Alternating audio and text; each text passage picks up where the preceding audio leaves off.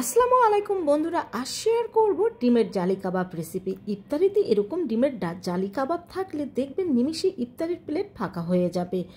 আর প্রথমবার কাউকে এই ডিমের জালি কাবাব তৈরি করে খাওয়ালে সে কিন্তু বিশ্বাসই করবে না এটা শুধু ডিম দিয়ে তৈরি।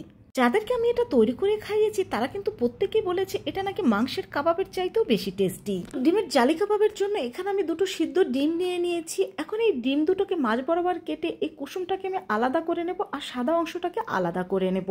এখানে আজকে আমি দুটো ডিম দিয়ে এই জালি কাবাবগুলো তৈরি করে নেব। এখন এই ডিমের যে সাদা অংশটা রয়েছে এটাকে আমরা এইভাবে করে ছোট ছোট করে কেটে নেব।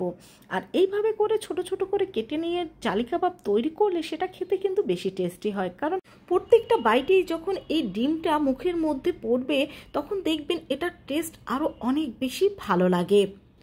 তো সবগুলো সাদা অংশই কিন্তু এইভাবে করে আমি কেটে নেব। তো ডিমের সাদা অংশটা কেটে নেওয়ার পরে এটাকে আমি একটা মিক্সিং বোলের মধ্যে নিয়ে নিচ্ছি। তো এখন এটাকে আমি একটা সাইড করে রেখে দিচ্ছি। আর ডিমের যে কুসুমটা রয়েছে সেটাকে আমি এখন হাত দিয়ে ভর্তা করে নেব। আপনারা চাইলে কিন্তু এটাকে একটা গ্রেটারের সাহায্যেও গ্রেট করে নিতে পারেন, তবে আমরা বাঙালি হাত দিয়ে কাজ করতেই বেশি পছন্দ করি। তো এখানে এটাকে আমি ভর্তা করে নেওয়ার পর ডিমের সাদা অংশের মধ্যে কিন্তু এটাকে আমি দিয়ে দিয়েছি। আর এখানে আমি নিয়ে নিয়েছি একটা মাঝারি সাইজে সিদ্ধ করা আলু। এই আলুটাকেও আমি ভর্তা করে নিচ্ছি। তো আলুটাকে ভালোভাবে ভর্তা করে এখন এটাকে আমি ডিমের মধ্যে দিয়ে দিচ্ছি।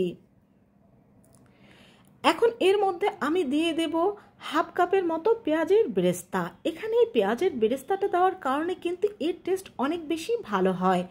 আর দিয়ে দিচ্ছি এখানে আমি কিছু কাঁচামরিচ কুচি, আসলে ঝালটা আপনারা আপনাদের টেস্ট অনুযায়ী ব্যবহার করবেন।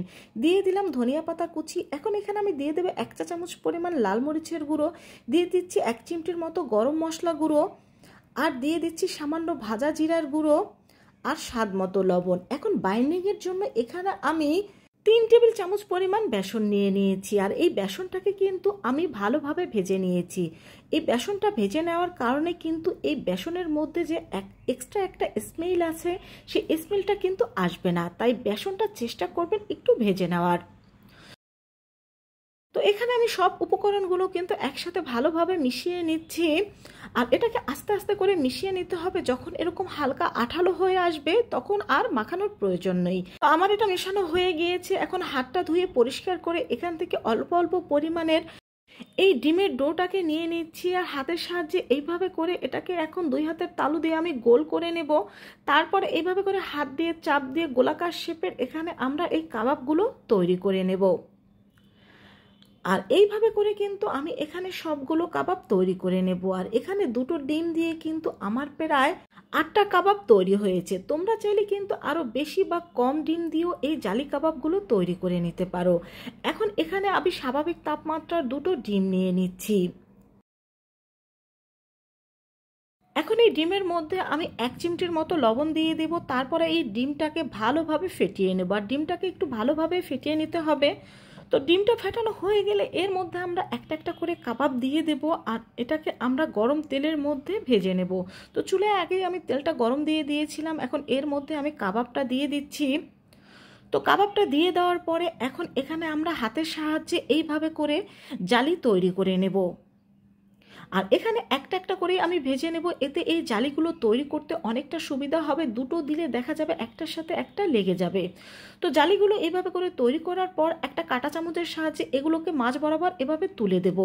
আর এটাকে মাঝ বরাবর এভাবে তুলে দেওয়ার পরে কিন্তু এটা আর ছড়িয়ে যাবে না। তো এটাকে এখন আমি উল্টে দিচ্ছি। আর উল্টে দেওয়ার পর এর উল্টো সাইডেও কিন্তু এইভাবে করে আমরা জালি তৈরি করে নেব। আর কাঁটা চামচের সাহায্যে এই জালিগুলো সব মাঝ বরাবর দিয়ে দেব।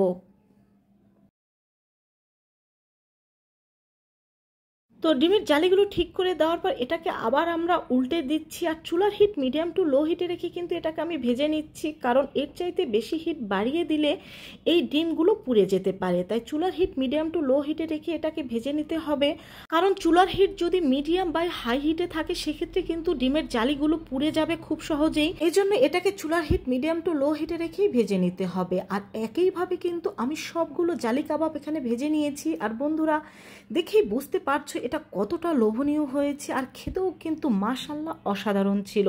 যাকে এই জালি কাবাব তৈরি করে খাওয়াবে সে কিন্তু প্রথমবারে কখনো বুঝতে পারবে না এটা শুধু ডিম দিয়ে তৈরি।